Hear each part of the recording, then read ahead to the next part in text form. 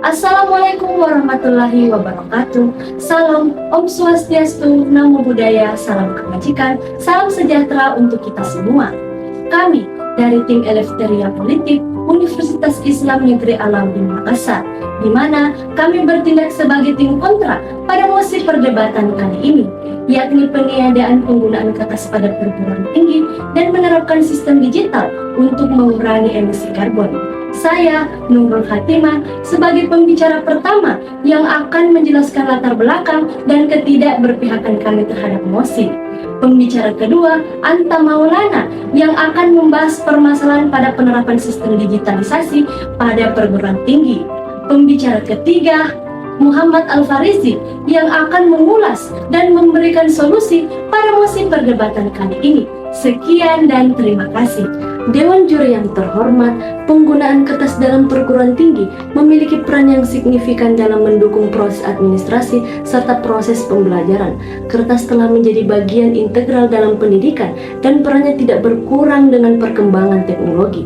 Meskipun sistem digital telah menjadi alat yang populer dalam pendidikan, kertas tetap memiliki kelebihan yang tidak dapat digantikan.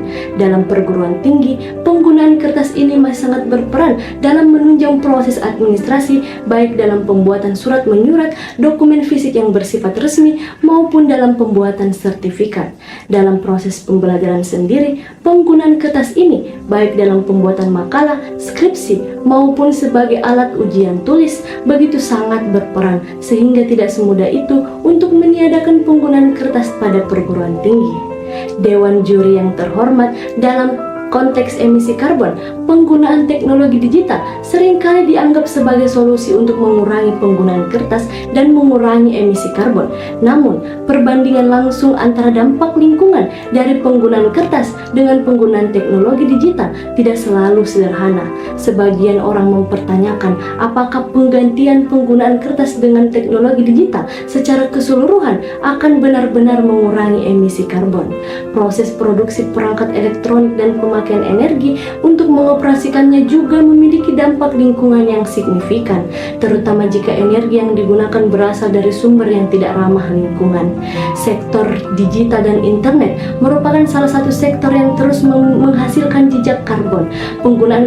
Penggunaan jaringan dan penyimpanan data berbasis online juga termasuk dalam emisi digital dan terus meningkat seiring dengan pesatnya perkembangan teknologi dengan fitur-fitur baru untuk perangkat digital kita. Selain itu, operasional perangkat elektronik juga memerlukan listrik yang dalam beberapa kasus dapat berasal dari sumber energi yang tidak ramah lingkungan. Menurut International Energy Agency, sektor teknologi informasi dan komunikasi secara global menyumbangkan sekitar 2% dari total emisi gas rumah kaca. Studi lebih lanjut diperlukan untuk memperkirakan jejak karbon yang tepat dari penggunaan teknologi digital di perguruan tinggi. Dewan juri yang terhormat, atas justifikasi tersebutlah kami tim kontra secara tegas dan lugas tidak mengamini mosi perdebatan kali ini dengan dua landasan argumentasi utama. Pertama, penggunaan sistem digital dan banyaknya penggunaan elektronik menghadirkan dampak pencemaran lingkungan. Kedua, penggunaan kertas masih sangat relevan di perguruan tinggi dengan penerapan syarat-syarat tertentu dalam penerapannya untuk memastikan keberlanjutannya. Selanjutnya akan dijelaskan lebih rinci oleh pembicara kedua dan pembicara ketiga kami. Dewan juri yang terhormat, dengan penerapan penggunaan kertas dan tidak menghilangkannya menjadi tujuan kami pada mosi perdebatan kali ini. Regulasi pemerintah tentang pengelolaan sampah termasuk limbah kertas merupakan wujud harmonisasi dalam pengurangan emisi karbon pada penggunaan kertas tanpa harus ditiadakan seperti yang diamanatkan pada Undang-Undang Dasar Nomor 18 Tahun 2008 tentang pengelolaan sampah. Dilihat ketika kehidupan kita semakin bergantung pada teknologi digital, kekhawatiran terhadap dampak digitalisasi akan lingkungan semakin meningkat. Kemajuan dalam industri teknologi harus merevolusi cara kita hidup, bekerja, dan berkomunikasi. Namun hal ini harus dibayar mahal, mulai dari besarnya jumlah energi yang dibutuhkan untuk menggerakkan pusat data hingga pembuangan limbah elektronik. Dampak industri teknologi terhadap lingkungan telah menjadi sorotan. digitalisasi telah mengakibatkan peningkatan emisi gas rumah kaca secara signifikan yang berkontribusi terhadap perubahan iklim dan pemanasan global. Menurut PBB, industri teknologi saat ini menyumbangkan 2-3% emisi global dan diperkirakan akan meningkat pesat seiring dengan peningkatan digitalisasi. Kontribusi industri teknologi terhadap emisi gas rumah kaca diperkirakan akan terus meningkat jika tidak diatasi. Teknologi perusahaan bertanggung jawab karena mengeluarkan 350 hingga 400 megaton karbon dioksida. Dampak dari digitalisasi terhadap lingkungan menurut tim kontra adalah sebagai berikut. Yang pertama, dampak jejak karbon. Industri teknologi mengonsumsi energi dalam jumlah besar untuk menggerakkan pusat data, server, dan infrastruktur TI lainnya. Misalnya, pusat data menyumbang 45% emisi gas rumah kaca di sektor TIK global saja. Hal ini menyebabkan jejak karbon yang tinggi karena sebagian besar energi berasal dari bahan bakar fosil yang berkontribusi terhadap perubahan iklim. Dampak kedua, limbah elektronik.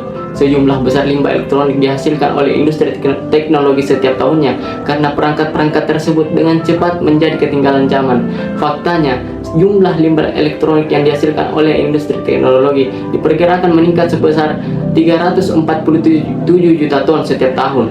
Hanya 17,4% yang didaur ulang dengan benar.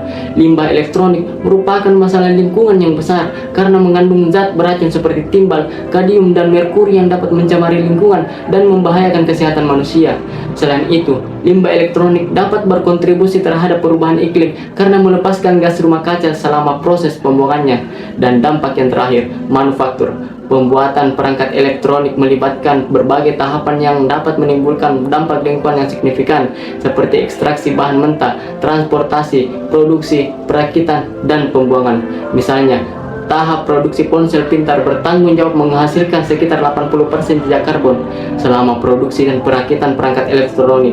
Penggunaan bahan kimia, pelarut, dan zat berbahaya lainnya dapat mengakibatkan pelepasan polutan ke udara dan air.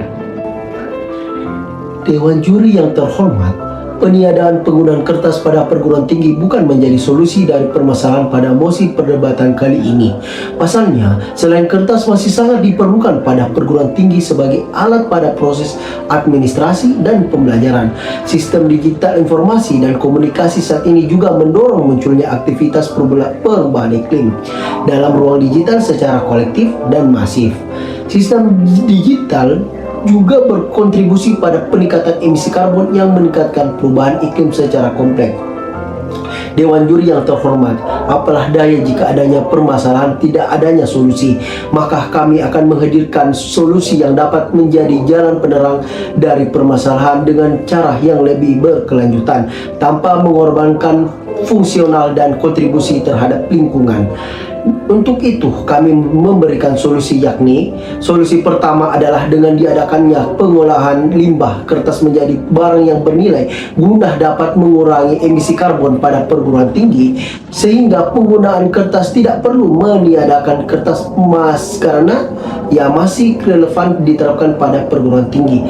Nah, kemudian dengan menggunakan kertas ramah lingkungan, perguruan tinggi dapat memilih untuk menggunakan kertas yang diproduksi dari bahan baku yang lebih ramah lingkungan seperti serat tanaman yang dapat diperbarui atau limbah pertanian. Nah, solusi berikutnya, meningkatkan efisiensi. Perguruan tinggi dapat mengoptimalkan penggunaan kertas dengan menerapkan kebijakan pencetakan dua sisi, menggunakan ukuran kertas yang tepat untuk kebutuhan cetakan, dan mengurangi cetakan yang tidak perlu seperti laporan yang bisa dibagikan secara digital. Solusi keempat adalah meningkatkan penggunaan sumber energi terbarukan. Nah, produsen kertas dapat beralih menggunakan sumber energi terbarukan seperti tenaga surya atau biomasa dalam proses produksi kertas.